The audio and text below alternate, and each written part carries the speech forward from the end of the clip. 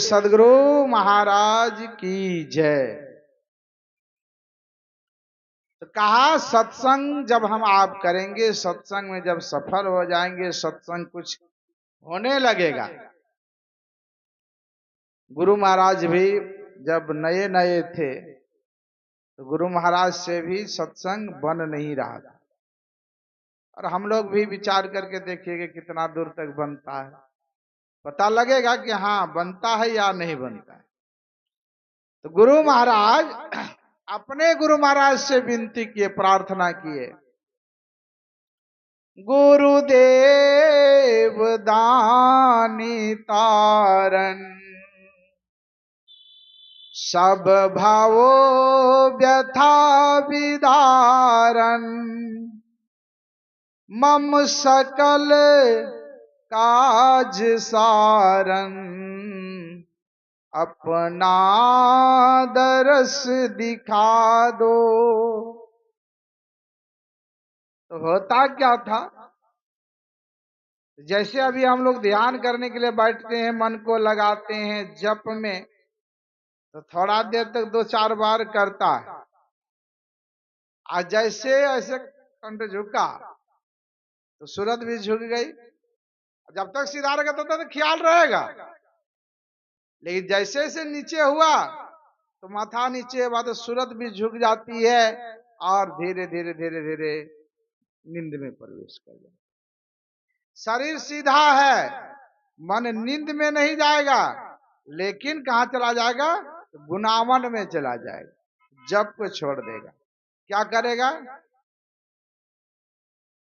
तो संकल्प और विकल्प करने लगता है, ठीक है, कि हम ऐसे करेंगे, वैसे करेंगे, वैसे करेंगे, वहां जाएंगे, ये बनाएंगे, वो करेंगे, बहुत तरह का बात। इतना देर तक सोचते रहेगा, सोचते सोचते समय खत्म, तब ख्याल होगा, तब तक से समय खत्म।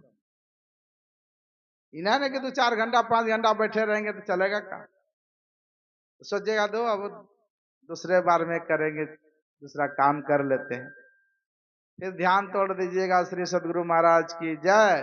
बैठे थे हरि भजन में और वहां अटन लगे तपा। तो गुरु महाराज ठीक उसी तरह गुरु महाराज से विनती करते हैं, विषयों में ही मन लागे, सत्संग से हटी भागे, मोको करो संभागे, सत्संग में लगा दो।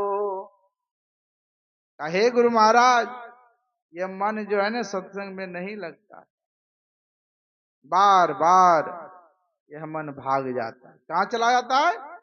तो विषयों में, रूप रस गंध स्पर्श और शब्द, ये 5 विषय है।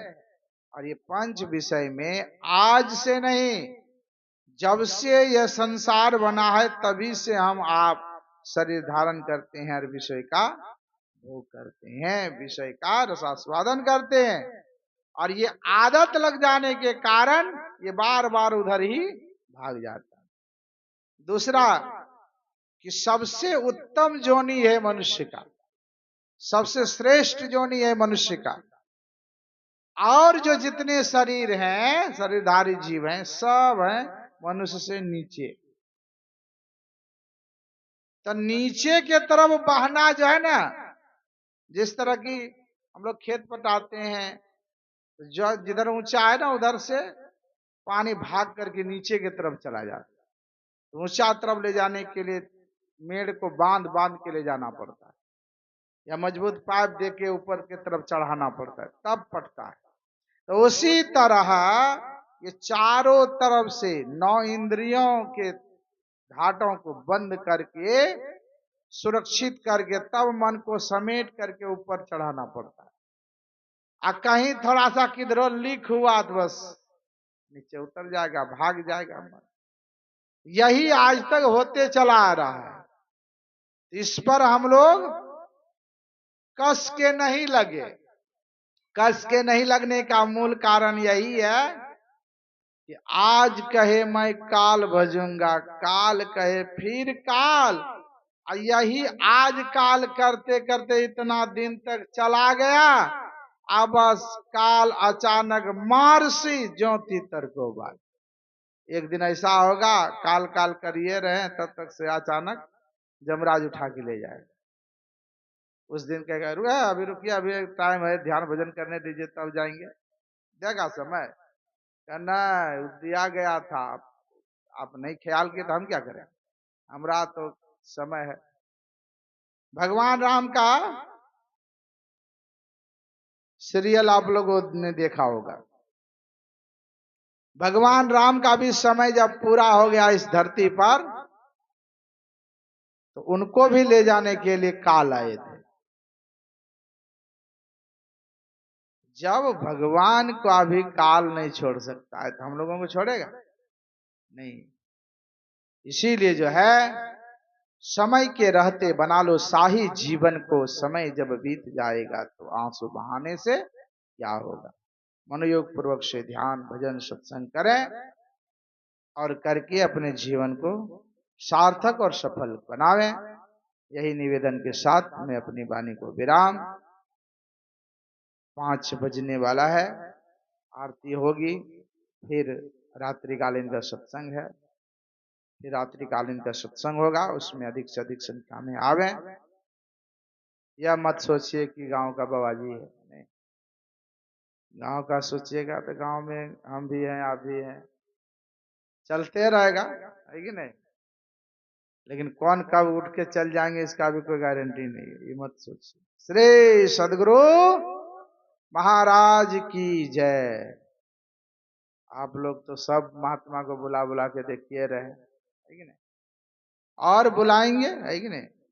जिसको जहां श्रद्धा हो, कोई दिक्कत नहीं है, बेहिचक मंगाइए, सत्संग कराइए, सत्संग कीजिए, सुनिए, बुझिए, है कि नहीं।